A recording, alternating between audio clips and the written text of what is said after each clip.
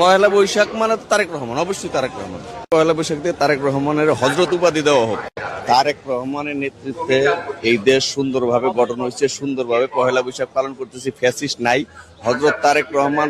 Hello guys, দেখেন আরেক পাগল কই থেকে আমদানি হয়েছে, ঠিক আছে। এই শেখ হাসিনারে কিছু পাতি নেতায় খাইছে, আর এখন তারেক জিয়ারে ওই যে কিছু পাতি নেতা আসছে, ওরা খাওয়ার চিন্তা ভাবনা করতেছে, ঠিক আছে। এই তারেক জিয়ারে এই হজরত উপাধি দিয়ে দিল, আর শেখ হাসিনারেও হজরত উপাধি দিছিল এক মোল্লা। তারপরে এটা আপনার এই জনগণ কায় নাই, ঠিক আছে। এখন এইটাও ওই যে তারেক জিয়ারে পচানির জন্য করতেছে, ঠিক আছে। এইগুলা কি ঠিক?